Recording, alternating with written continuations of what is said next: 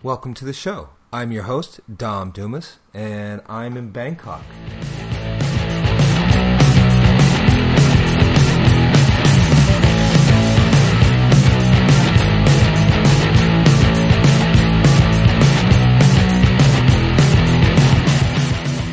Diet and Fitness with Niall, episode 24. I'd like to welcome you back to the show, Niall. Great to be back. Thanks for having me. So, at the beginning of the year, I talked about I was going on a diet. It's called the Whole30. I think we talked about it a few times. Oh, we did. I remember it, yeah. Yeah. Well, it's an interesting diet. One of the things I struggled with the diet, that particular diet, is... Well, before I get into that, I want you to tell me, what does diet mean? Because, I mean, I've talked to so many people about diet, and 9 out of 10 people, as soon as I say diet, their assumption is, I'm trying to lose weight. That's right. What's diet now? In my opinion, or as it should be perceived, diet is basically what you put in your body, what you eat. I mean, you could call it nutrition, might be a better word, because when you say diet, it conjures up images in some people's head of eating like a rabbit, starving yourself, trying to lose weight. It always seems to have that connotation, losing weight, doesn't it? And losing weight in a absolutely barbaric fashion, just eating horrible foods, depriving yourself of everything under the sun, and hating every minute of it. So, to me, diet is basically nutrition. Nutrition. So basically, the food you eat, really. Exactly. Okay, excellent. That's what I always thought diet was, but again, people are always, diet is to lose weight. Yes. You talked about people going on what I would call a crash diet. I hate those things. Yeah. I've seen so many people, what they don't understand, and you can correct me if I'm wrong here, is people think going on a crash diet, they're going to lose a lot of weight fast, but what I've seen is they go on these crash diets, and the body goes into shock. It thinks it's starving, so it stores everything they eat as fat, because fat's energy. Correctamente. And that's not the only thing, because, okay, you will lose weight. I mean, a lot of people know the basic premise of gaining weight, losing weight. You eat more calories than you expend, you will gain weight. You eat less, you'll lose weight. But the main thing is, what do you want to lose? Do you want to lose fat? I mean, that's surely the objective. When people want to lose weight, they want to lose fat. But what happens is, when you go on these crash diets, what tends to happen is people lose...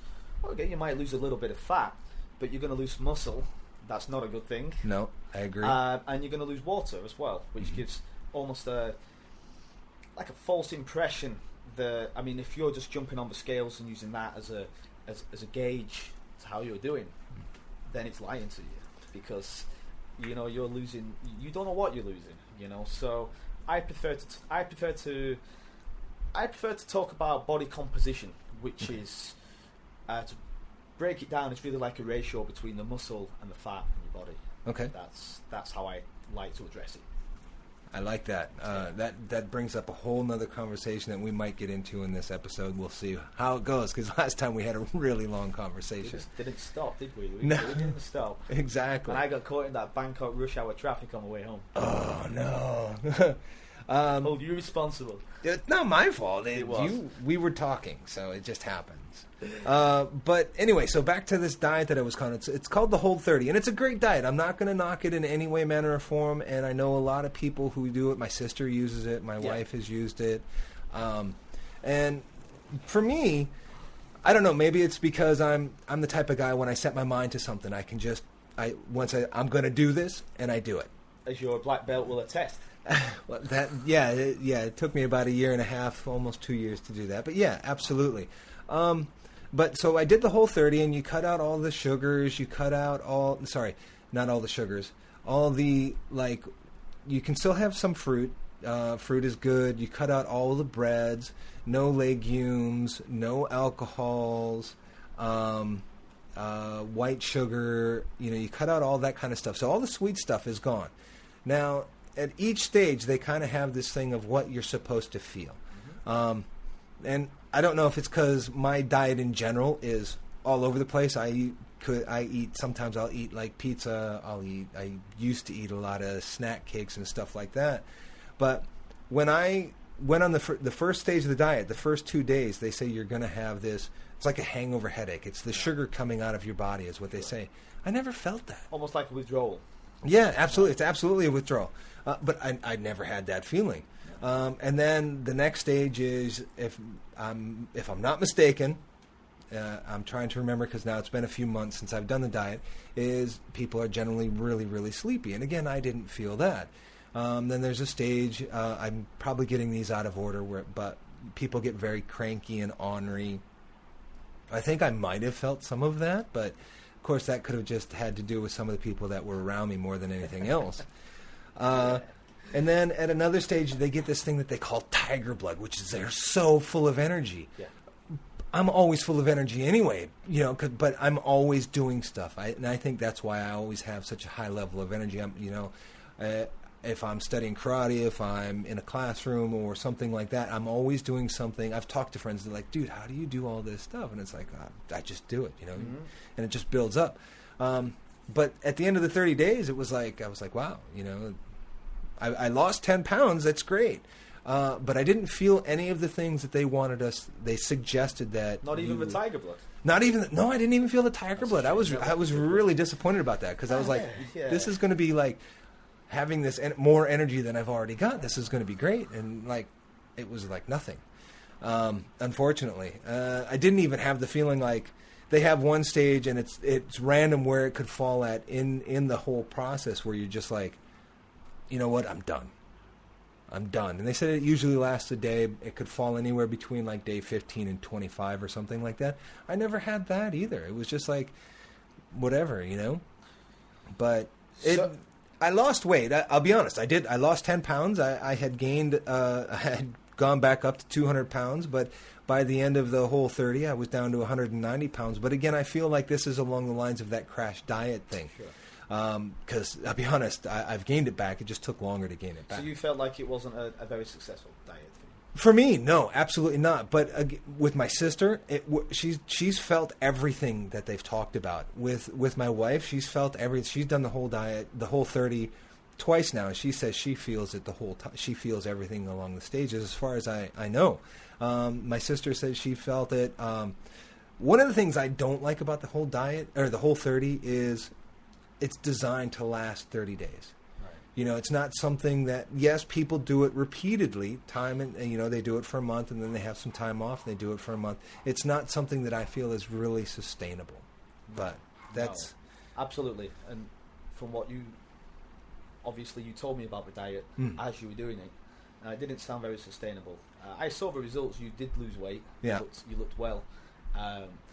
But it sounded tough. That sounded tough, mate. It wasn't. I think the hardest part was living in an Asian country. I couldn't eat rice, and that's a huge staple living in Thailand. Do you know what I mean? Yeah. So I could eat no bread. I could eat no rice. All my favorite dishes I couldn't have because they had MSG, or they had soy sauce, or they have rice, or they have noodles. I couldn't eat any of that stuff. But I mean, I did it. We did it. Tracy and I both did it, and. I didn't feel any different at the end of it, other than I felt lighter. But yeah. So will you do it again? I probably won't. Tracy will probably do it again, but it's just I felt I was a bit let down by it. If my objective was to lose weight, I accomplished my objective. That wasn't my objective. My objective was to see how I felt having a different diet, what some people would call a healthier diet. Sure. I didn't feel any different. Right. So. Well, it just goes to show that one size doesn't fit all. Absolutely, that's. The next man may have had the tiger blood, and everything else that he expected, but you didn't. You didn't. Yeah. So it just goes to show that we're built differently. What works for one guy might not work or a woman might not work for the next person, yeah. So. That makes perfect sense to me. I mean, that was something I noticed a lot when with doing my yoga teacher training course was everybody is different. We're built differently inside and out. So. But you never know unless you try. Absolutely. Unless you try, do you? So. Yeah. I'm glad I tried it. I mean, it was an interesting experience. I mean, I ate a lot of high protein food. It was kind of similar to what I had when I was in the Navy. We had a food that were very high in nutrients, you know, but it wasn't anything I didn't feel like I couldn't do. But it didn't. I also at the same time didn't feel like it was something that it was sustainable for a long period of time. Felt like the rewards didn't match the efforts. Yeah, not for me anyway. Right. But like I said, though, my sister, she got all the rewards. You know, she also got all the negative aspects of it, which is, you know, the headache, the drowsiness at the beginning, and then she did get the tiger blood, and then she got to 30 days and was like, woohoo, I'm done.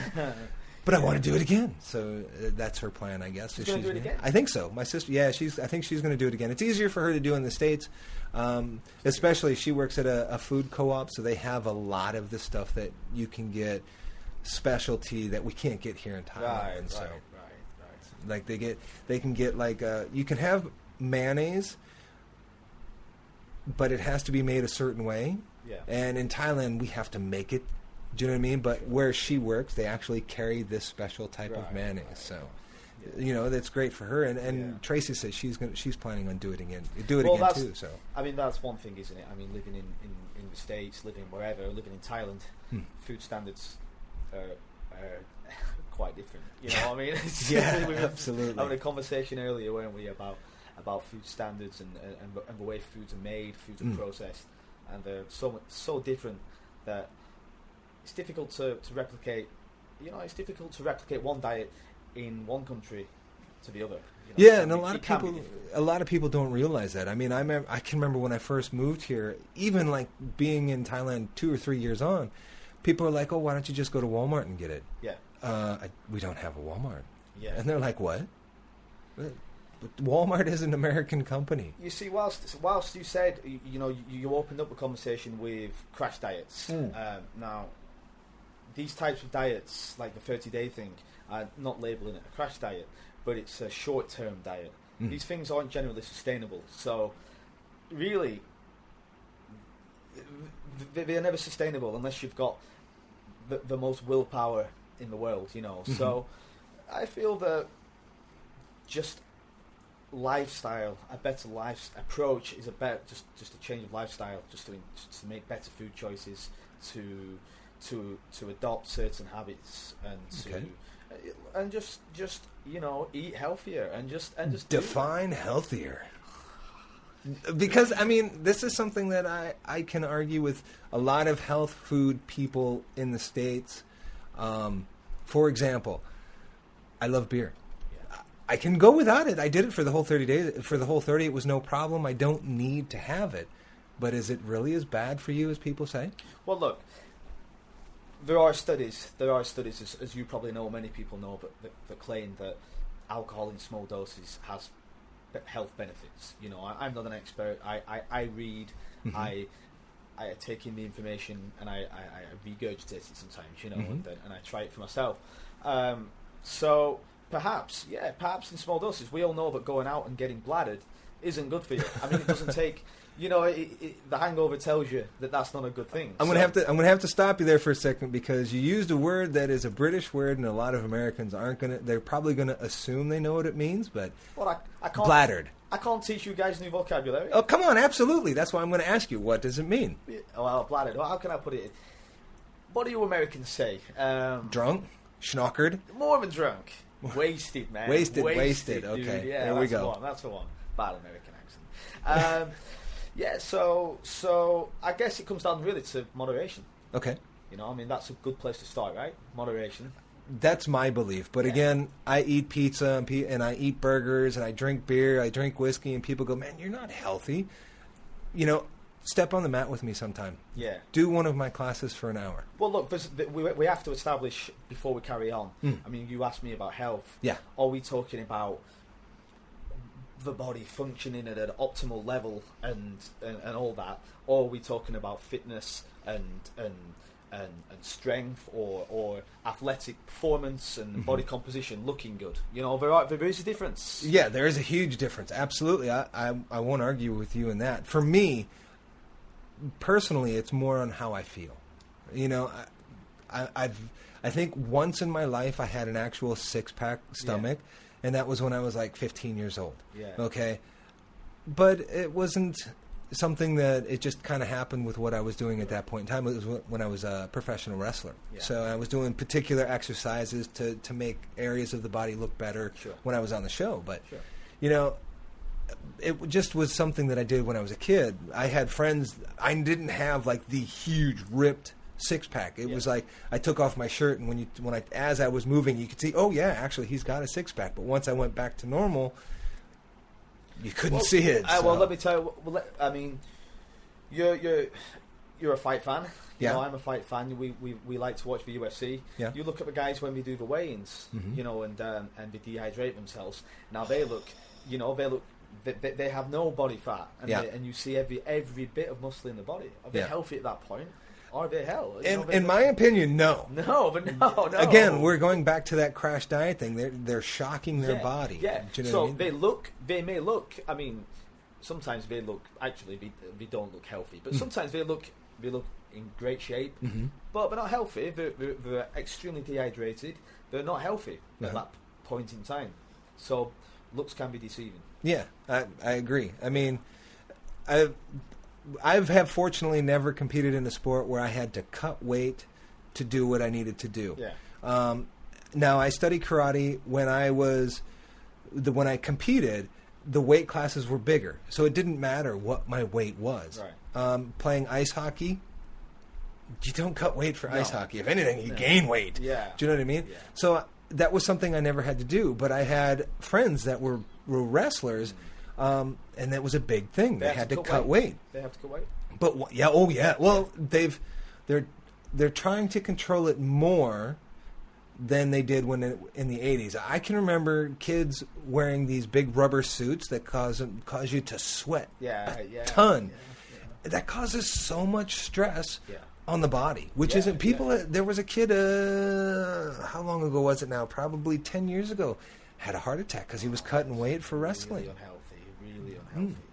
And they still do it. I mean, we see it when we watch the UFC weigh-ins. These guys are they look ripped. They've lost so much weight. But if anybody's ever watched Tough, the Ultimate Fighter, to see what they go through to cut that weight for those guys that walk around heavier, I think that they'll pay for that later in their life. Absolutely, definitely, no doubt about it. It's that takes its toll. And doing that repeatedly on and up, keep doing it and keep doing it and keep doing it. Absolutely. Some point down the line, your body's gonna get start shutting down. Yeah. Well, they have this program in the States called The Biggest Loser. They're having all kinds of problems with that now because these guys are. You've been on it. No, I've never been on it. Huh? No, but they're having a problem. Is they're putting these people on these extended crash diets, and their metabolism is slowing down. It's like taking years and years just to get them back to normal. And even then, they say they're not back to normal. Now, I haven't read the studies. Now, the people who run this program, the Biggest Loser, they're going, no, they just haven't done enough studies. But just understanding the body the way I understand the body, doing crash diets like that, I couldn't understand it. It makes you feel like shit. Yeah, I agree. Now, there are diets that are a little more sustainable, and again, like paleo diet. Paleo diet. Mm-hmm. Yeah. I have a disagreement with the paleo diet. What's that? They say you eat like you're a caveman. Yeah. If you eat like you're a caveman, go out and kill it. Not with a gun. And that's your issue with it. Well, yeah, because you're not eating like a caveman. The food is already processed for you. It's processed.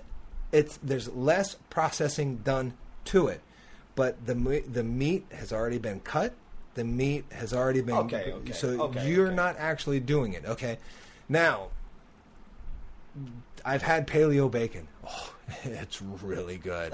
And there is a few places... There's a place in Thailand that you can get... I think it's Paleo Robbie. Yeah. There's a plug for you if you ever come for the show. Where you can get the different foods. And it's... The food is... The meat is really good. I'm not going to deny that, but... What is the diet for? Well, to me, it makes sense. There's always going to be flaws in diets, and it's always. I mean, come on. we cannot eat like cavemen now. I mean, it's not the same age, but it does make sense to me to avoid processed foods. You know, things that we were eating back then. I mean, we haven't evolved really that much. So much so that in my opinion, we haven't evolved so much so. I mean, okay, I can see it like that. That our digestive systems have changed so much. So to me, it makes sense that, you know, stuff that's natural, stuff that comes from the earth, stuff in its natural state as much as possible. It makes sense to be eating that sort of thing. Okay, what about the vegetarians and vegans who say we were originally farmers and we should only be eating grains and fruits and vegetables? Well, then again, I mean, it's you know, nobody knows the answer really. I mean, you know, even scientists and nutritionists, they make these claims and they do the research, but nobody knows. Nobody knows what we were meant to eat really back then, you know. So, vegan, you know, I mean, I see all sides. I see all sides of people's points of view. You know, anything where people are trying to eat healthier is a good thing. But vegans, I mean, well, some people think that eating meat. Well, some people won't eat meat from obviously. A sense of morality, if that's the right word. You know? Yeah, some people don't eat meat because of a sense of morality. That I can understand to a certain extent. I come from a big meat eating family, and we eat beef, pork, chicken, deer, moose. And you did make a very good point about the meat. I mean, when back then you're catching it and killing it yourself, as some people still do today. If you're living out perhaps in the middle of the Amazon. But no, wait a second. Now, my family, they're big hunters. They go out hunting every year. Look, you know, I was exaggerating. Okay, even your family for that thing. But, you know, we know now, we go to the supermarket, we buy the chicken. Yeah. It's pumped full of whatever, hormones and stuff. You know, there is that. Absolutely. Yeah, there's that to factor in. So there's never going to be, in my opinion anyway, to fully... It's going to be very hard to fully duplicate or replicate the diet from back then to now. Yeah, well, I don't think we can, because really we don't. There are different segments. Like now, there's different areas of the community, even back then, where some people may have been farmers and they only ate grains and fruits and vegetables, and other people were meat eaters and they traveled around and they, you know. So we don't know. And some people believe that we weren't meant to eat meat. Yeah. I find that kind of hard to believe. How back then any man would have been able to get enough protein in their diet just from scavenging, eating plants and berries or whatever, to sustain the body. You know, to me, hunting seems very natural. That seems like but again, it could be just something that we've acquired over time. Maybe, yeah, that might be right. You know, I mean, look at people in prison. Look at convicts. You know. I don't know. They eat meat. Did we get a lot of it though? Did we get this 1.5 gram of protein per body weight that we're supposed to get? If they're anything like the diet I had when I was in boot camp in the Navy, we had meat with every meal, but the whole meal was in general high in the nutrients. It wasn't like you had to have this much meat, and you had to have. It was they looked at it as a whole, and they put everything as a whole, and they built the diet around that. I'll just throw that in there now, whilst you're on that topic, in terms of putting meat in every meal or whatever. Not necessarily meat, but protein. You know, any protein. I believe every meal should be protein centered. You know that, and we'll come to that. But let me just put that in there now, and we'll come back to that later. Okay. Every meal should have protein in it. In my I'm going to write that down so I don't forget. Protein center. Protein in every meal. Protein on the brain. Okay. Interesting. I'm not that type of person where I focus my meal on protein or whatever. I was not a little bit. When I was on the Whole30, obviously that was a big thing about the diet, is everything was focused on protein. But in general, I probably do get a lot of protein, but it's not something I focus on. But you know, protein's so misunderstood. Yeah. Because there's a term that I hear is when people go out and buy protein powder. And number one, they say... I got it. And me too. You know, take protein. Mm-hmm. Do you take chicken? Yeah. Do you? Or do you eat chicken? Well, I eat chicken. Take seems to have a connotation where you're taking something that is is some sort of like some sort of almost like a drug. Okay, yeah, that's true. When in reality, just for the record, having a protein shake is not that much different to eating a chicken breast, really, because all that you're doing is replacing the only meat. difference is for convenience. It's the convenience and, of course, the taste. You know what I mean? Some people don't have the time to sit down and eat a chicken breast. They're on the go a lot. Mm-hmm. Okay, that's where protein powder is very, very useful. And there are other small other reasons, of course. I have it for breakfast.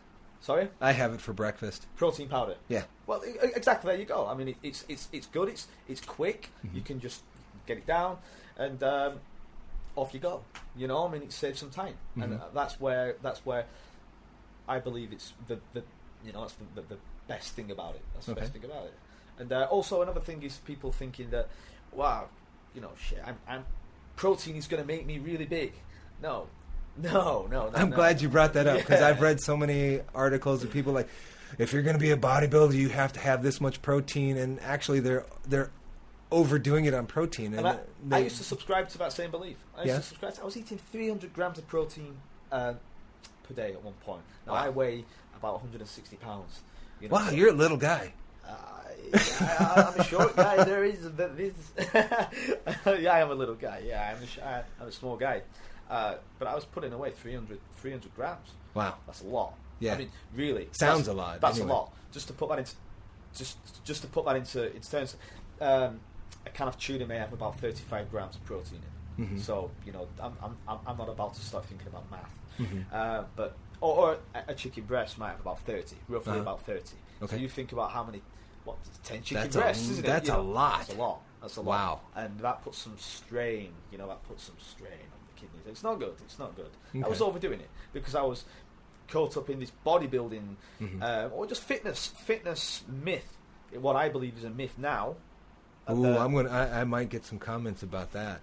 Bring it on, because let me tell you. I mean, look, I from my own personal experience, I was putting away 300 grams of protein. 200 or whatever. Now I'd say I get about 150, 160 per day. I have noticed no difference whatsoever. That's what a few of the articles that I've read, they have it as is absolutely a myth that for bodybuilders need this phenomenal amount of protein, and these guys bought into it for years and years and years and years. And then a few of them decided, you know what, let's cut it back a little bit and see what happens. They cut it back, and they cut it like they get down to about half of what they were doing, and they didn't notice any mass difference in themselves. Again, look at somebody in prison. Do you think they are afforded the luxury of having 1.5 grams of protein per body weight a day? No, but not. No. I don't know what they're fed these days, but even in the past, and you see some of those guys, they train daily. Oh, yeah. They look, they're strong, and some of those guys are jacked. I mean, well, that might be something else that's going on. But yeah. maybe. I've never been in prison yet. Yeah. So who knows? But I believe protein is key. It's key to coming back to body composition. We talk about body composition. Yeah. Whether everyone has different goals, whether it be to gain weight, and when I say weight, you want to put on muscle, you don't want to put on fat. Maybe you do. In that case, go to McDonald's, eat 10 cheeseburgers a day. You want to build muscle, protein. Okay. Even coming down to losing fat, or some people like to say toning up. Protein is your friend. Protein is your best friend in all situations, in my opinion. Okay, interesting. I mean, I know when I started, before I even started having protein shakes for breakfast, I mean, I go, for me personally, this is something I wanted to talk to you about too, the breakfast I feel is a myth, and I've said it for decades, that breakfast is the most important meal of the day. But for me personally, let me get back to that. Hold on. Put that on the protein. I stopped eating breakfast. I was losing weight. I was feeling better. And then my wife, Tracy, kind of got concerned that I was losing too much weight. And I started talking to you about having protein shakes or weight gain shakes. And we had a had a big discussion about it. And I remember you said, don't do weight gain shakes. That's filled with crap. Yeah, but so I end up doing having protein shakes, and we talked about which one I had, and you said it's a good one. So I still have it. I stopped while we've been on our holiday. Yeah. But I'm going back to that too. Again, what were we at? We were just before you said something that I wanted to carry on from. It slipped my mind. Very forgetful for today. Is it breakfast? Might have been about breakfast. Yeah. Might have been, oh, that's it. Well, when you said about breakfast and losing weight, I don't think that's directly because of breakfast. I think that's just because perhaps maybe you're having one less meal a day. Therefore, you're having less calories in the day. Yeah. Oh, absolutely. I'll agree with that wholeheartedly. But I notice for me, for my body anyway, and again, everybody has to listen to their body, and that's the first thing I preach to anybody is listen to what your body is telling you. But for me, when I eat breakfast, I end up getting hungrier earlier in the day than lunch. So then I either have a snack or I eat lunch earlier. If I eat lunch earlier, I get hungry later in the day. So I'm going to have a snack or I'm going to have dinner earlier. Yeah. If I have dinner earlier, I'm going to get hungry again before I go to bed. So I have a snack. And then I get up the next day and I do it all over again. Mm-hmm. So for me, if I cut out breakfast, I don't necessarily cut out breakfast. I have a cup of coffee. Now I'm drinking protein shakes. Sometimes I'll have a banana with it just to get more, especially if I start having cramps from doing karate and my quads or my calf muscles or something. I know high potassium helps alleviate that from my experience. But now that I've cut out breakfast and now I just have the protein shake or a cup of coffee and a banana or whatever, I can go till 12, 1 o'clock and I'm not hungry. Right. Well, it's also important to know that protein keeps you feeling full, more so than say a strictly only carbohydrate-based meal or whatever. You know, protein is the thing, and fibre that keeps you feeling full. So absolutely. I mean, I think we've established protein's pretty important. Yeah, it's pretty important. And I forgot something else. I keep forgetting things. What's going on? There was something else I wanted to say. What were you saying? You were talking about you have a protein shake and you have a banana. Yeah. And then you were feeling full till later in the day. Well, even, right. I mean, at the time when I talked to you about having a protein shake, at that point in time, I was having just a cup of coffee. Sometimes I would have a banana. Again, it depended. If I had a really hard class the day before and I could feel like my quadriceps or my hamstrings or my calf muscles might have the chance to cramp up, it's the worst feeling in the world. I'd eat a banana or two, and I get this I heard a long time ago, and you can correct me if I'm wrong, decades ago, God, I feel so old sometimes, decades ago, you eat a banana, you pump up potassium, and it helps remove the cramps, or it helps prevent getting cramps. Right. So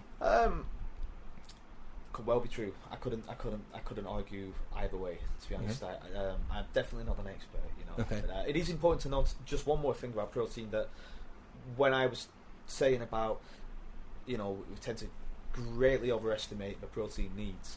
People who are active, people who are participating in sports or martial arts or weight training, whatever it is, do need more protein.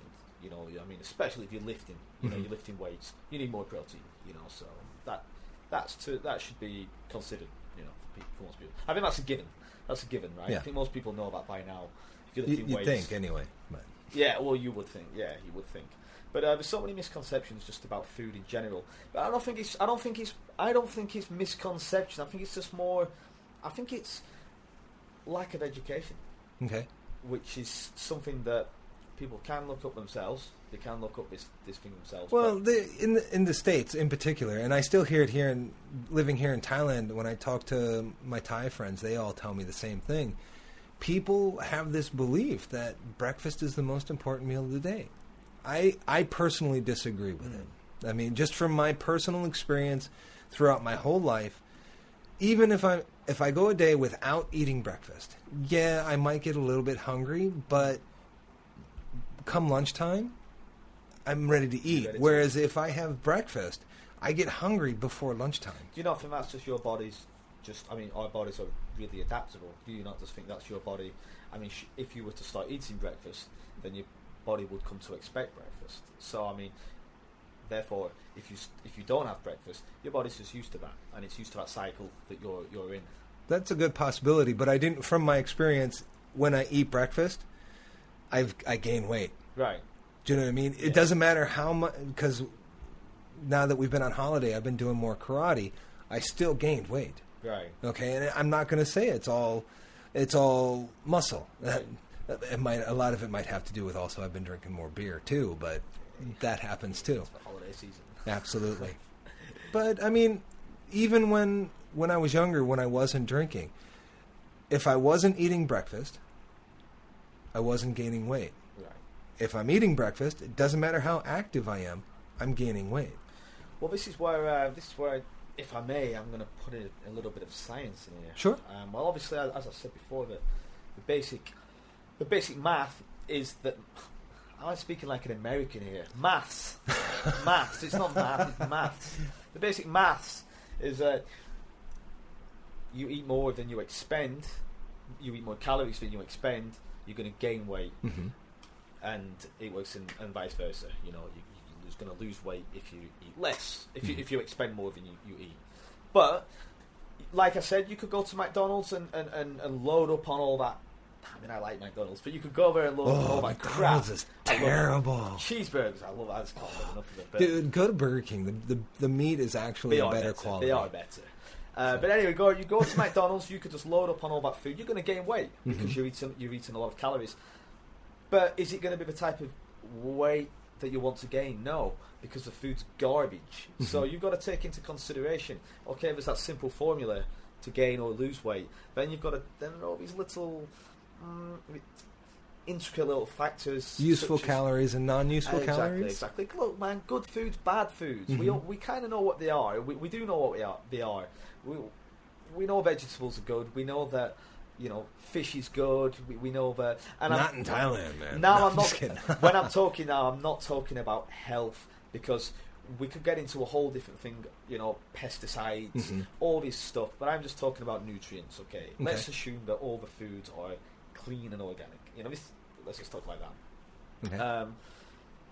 But the next thing I want to kind of dispel is this fear of fat. You know what I mean? You go. There's a huge fear of fat. It's a huge fear of fat. You know, it's like on Scooby Doo. You know, you ever see Scooby Doo? Oh yeah. I love it. I still love it. I grew up on Scooby Doo, man. Yeah, he's terrifying. That monster. When the monster's chasing the guy. Yeah. And it's always just right behind them. Yeah, He's chasing him. Oh, anyway. That's how I see about fat. People think that fat is just this thing that's to be avoided at all times. No way. Fat. That's something I think that came about in about the late 80s. Everybody started getting fat.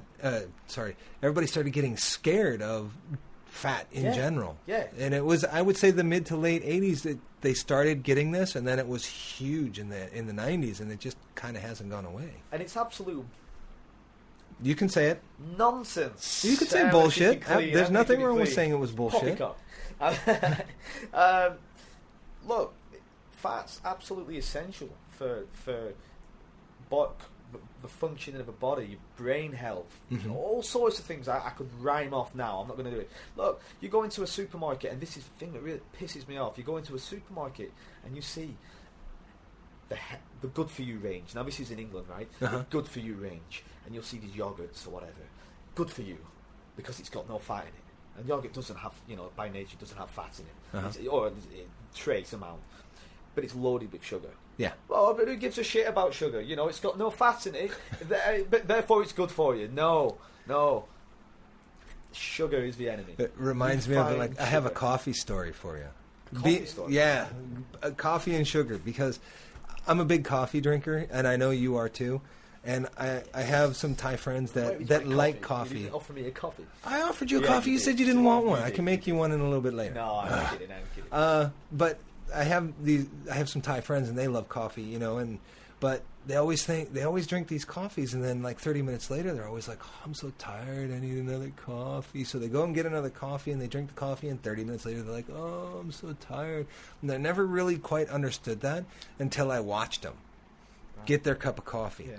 They get their coffee, and they have cream in it or milk in it or, some type of lightening agent for flavor, like non-dairy creamer or something like that. But then they put so much sugar, heaping spoonfuls of sugar. I can remember when I was a kid, they told us don't eat so much, don't eat a lot of sugar, and this is in the 80s, because what it does is it gives you a 30-minute energy spike, and then that's the insulin rushing through your body, and then you crash. I'm so glad you brought this up, because if you'll allow me to lead into what I'd like to say now. Yeah, please do. Insulin. It's about insulin. It's all about insulin. This hormone, for anyone who doesn't know insulin, I mean, you hear about it. It's quite misunderstood. I mean, insulin is a hormone in your body, and what happens, I'll just put a little bit of science, I'll try and keep it brief. When you eat food, particularly carbohydrates more so, eat carbohydrates, your pancreas releases insulin around the body. Yeah. Insulin floods around the body, and when it reaches the muscle cells, the muscle fibers, the muscle cells, these cells have like little kind of receptors on them. It's like they sense the insulin, and it's like open the gates, so the nutrients can come in. The proteins and the energy can come into the muscle cells.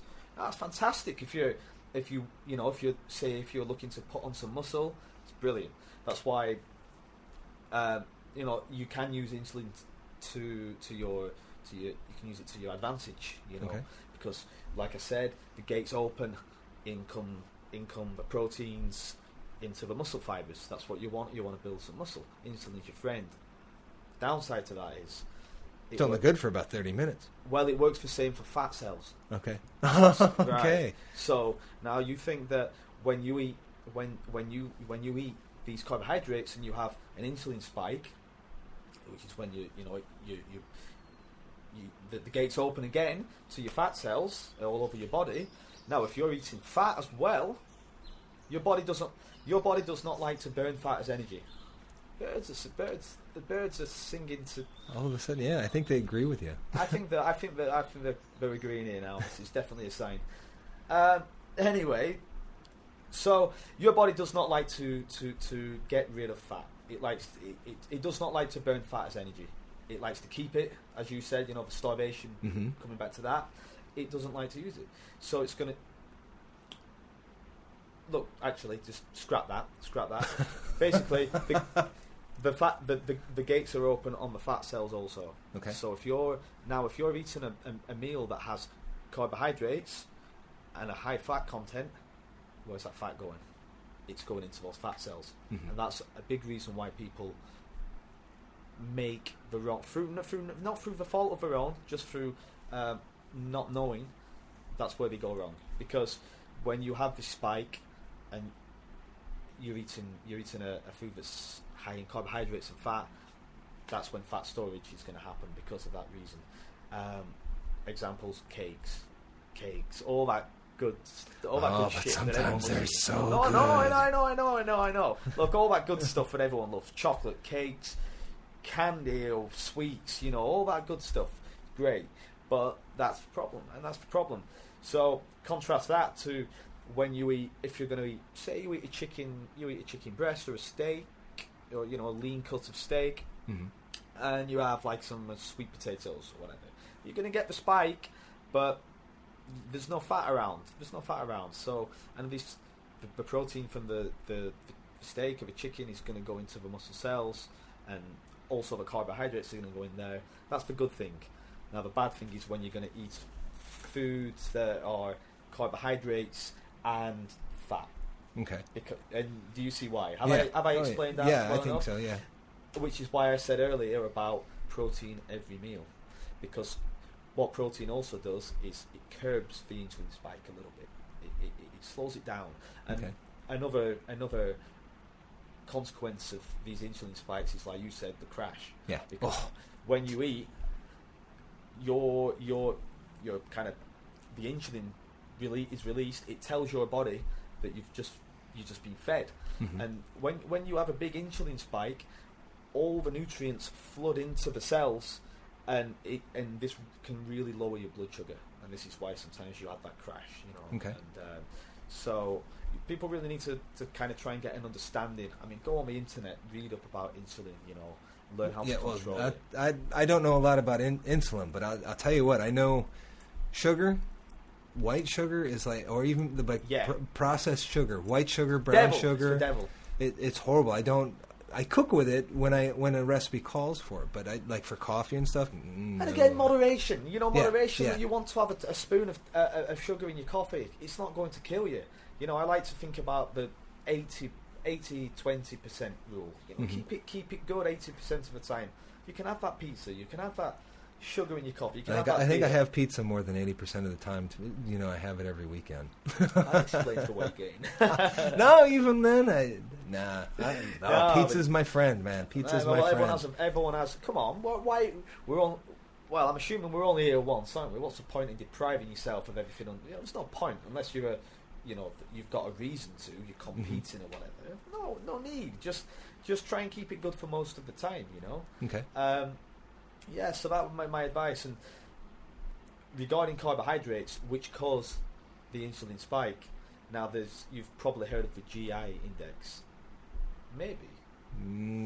I might have heard it at this moment. I can't remember. Each carbohydrate, foods, bread, potatoes, rice, noodles, pasta, blah, blah, blah, they're graded on a GI scale. Okay. Basically, which cause the fastest, the biggest spike, the highest blood sugar rise very quickly, very rapidly. Sugar is probably at the top. Yeah. So that's why, that causes that big one, and then you drop. And then the ones at the bottom, brown rice, sweet potatoes, that type of thing. You can research that yourself. So the key really is, if you want to have good energy levels and to keep good, as we said earlier, body composition, is to try and, in my opinion, get protein at each meal. And the carbohydrates that you choose should be towards the lower end of that spectrum. Okay.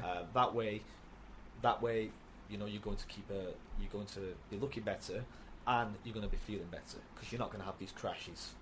Also, but again, don't fear the fats. Get them fats in there. Get the good fats, the oils, and not that shitty palm oil, whatever they use out here. I've heard good things about palm oil. I've heard bad things and I've heard good things. All right then. Well, okay. I mean, you also have to look at where we live. I mean, of course. There are things, for example, that I could get if I was living in the States that I can't get here, but there are things that I can get here that I couldn't necessarily get when I'm living in the States. Look, I mean, I use expletives and I'm critical, but you've also got to consider the cost of things. And there's all that, but I'm just talking from an optimal, talking like an optimal type of diet, that type of thing. You just do what you can, but nuts, all types of nuts, good fats, the oils. Are peanuts fish. a nut? What's that? Peanuts a nut? Peanuts? Yeah. Hell yeah. No, they're legumes. Oh, I thought you said peanuts or not. Are peanuts a nut? Well, now you just told me the answer. No, the legumes. So anyway, nuts are good. Of course, vegetables, fantastic. There are vegetables, that are high on that GI list again. It's quite complex. Okay. But just try and keep it. That's my advice. Try and keep it. Just try and get a lot of protein, a lot of vegetables. Keep the carbohydrates good. Brown tends to be better than white. To a certain extent, yeah. I'm not being racist. No. But when it comes to like breads and stuff like that, grains and stuff. Bread, I mean, that stuff is. You're going to get wholemeal bread. Please tell me where you're going to get it, because I'll go out and I'll get it myself. It's very hard to find, especially here. There is, I believe, at the gourmet supermarkets. Right. Yeah. You look on the back of it.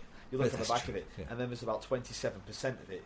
If the content of the wholemeal flour is more than just the wheat flour, it's labelled as wholemeal, so it can be very misleading. Yeah, that's true. It's hard.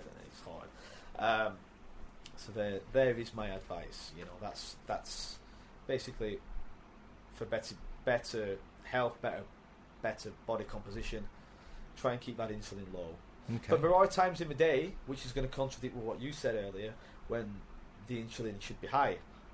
You want the big insulin spike. Oh. Now, thinking about this logically, after a workout, if you've just torn down your muscle fibers, you want that big spike. Get those nutrients in there. Get everything in there. That type of thing. That would explain why I'm so hungry after afternoon karate class. That or is something. the time you want. That's the time when these kind of starchy carbohydrates, Mm-hmm. you know, are good to eat. The rest of the time, try and keep it the other type that I was talking about. Okay. And also breakfast. So I have been told. So I've read breakfast. I mean, you've just slept for 8 hours. You haven't eaten. Your body's crying out for this. Now this is yes and no. I'm not an expert. This is just what I. This is what I know. I'm going off of a few things that I've read, but mostly how I feel. Yeah. You know, if I have, everybody says eat a big breakfast and then you eat a medium-sized lunch and then you have a small dinner. Do you know what I mean? I don't have that luxury in my life. Sure. I eat a medium-sized lunch and I usually have a biggish dinner. Yeah. And that's when I'm the hungriest because that's usually after I've done like karate at the end of my day. So I've done a lot today. Yeah. Whereas breakfast, if I've had a big dinner, and I don't, don't eat after 8 o'clock, I think that's a bunch of rubbish. Oh, it doesn't stop me anyway. But yeah, because I mean, I used to work overnight, and stuff like that. So, but anyway, so I know when I wake up in the morning, even if I've eaten like 5 hours before I go to bed, when I wake up in the morning, I'm not necessarily hungry. Well, again, you got to listen to your body. You know, if you're not hungry, then you don't need the food. I mean, that's pretty much a given, in my opinion. If you're feeling hungry, eat, man. Eat but if good you're food, not, but eat good food. Yeah. You know? I mean, unless like I'm not. There's no reason to get obsessed with it, Mm-hmm. But just try and, again, going back to a lifestyle thing, mm-hmm. eat well for most of the time, and allow yourself that, that pizza, that whatever, that hamburger. I eat a lot of hamburgers though too. I'm an obsessive guy. You can ask anyone who might watch this who knows me well. You know what I mean? For me, it's chocolate. Chocolate's my vice. Okay. I love chocolate. I can't stop. That reminds me, when my sister came, she brought me these Reese's peanut butter cups. They were like a pound a piece. Yeah. Oh, dude, they were so big and they were so good. I love peanut butter and chocolate. Peanut butter. And that's chocolate. another thing. People say, "Oh, peanut butter's bad for you." Well, why? What? Well, because it's full of fat. No, it's not. It is full of fat, yes, but it has good fats. It has the good fats. There are some brands that they add the sugar and whatnot in it. Mm-hmm. So you just read the label. Also, but that's one thing I will say about fat. I am harping on about fat. Fat has a higher calorie content per gram mm-hmm. than protein carbohydrates do. Okay. 4 and 4 protein carbohydrates, 9 for fat. So when you're thinking, okay, Niall's just said, gorge on the peanut butter, it's going to be good for you. Yeah, it's good for you, but just bear in mind that it has a higher calorie content. So what's that? Is this a safe neighbourhood? It is a safe neighbourhood. Are you sure? Yeah, that's just my neighbour opening the Well, gate. you just got your black belt, so we're all good. Exactly. So. Okay, so if anybody has a question about diet, I am sure Niall would be happy to answer those questions for you. Absolutely. Do you want to give your email address, or would you rather have them directed to my Facebook page? To your Facebook page? Yeah, my Dom Dumas Facebook page. Yeah, yes. Okay, if you have any questions for Niall, you can absolutely drop me a message on my Facebook page or on my Twitter, and I'll make sure to forward those and have Niall answer them for you. Please do, and let me put my Twitter on there while we're at it. Sure, absolutely. I'm new to this Twitter game. I'm trying to get myself acquainted to it. So that's Watsy. That's WATTSY 27. Wait. WATTSY SY 27. 27 BRFC. For people who don't, people will know that's Blackburn Rovers Football Club. I thought FC was football club. So WATTSY27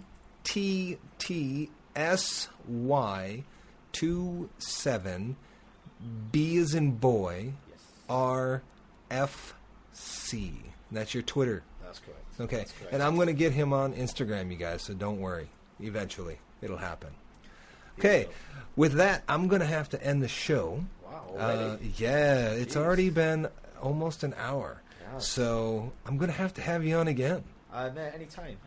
I like being here. I like these chairs. They're very comfortable. They're comfortable, and I have nothing better to do. You know, I don't have any friends. So I don't know about that. I've seen some of the girls that you hang out with. Oh, they're not friends? They're not friends? Do not say that. Christ almighty, I'm in trouble now. All right, so what I'm gonna do now is I'm gonna have to end the show here, but I need you to do your thing. Well, my thing, which is you need to do the always remember for my fans. Okay, the only thing I'm going to say to that is nothing good comes without sacrifice. Hard work triumphs. All right, thanks a lot. I'll see you next time. Thanks a lot. Please rate my show or leave a comment or make suggestions of what you would like me to talk about.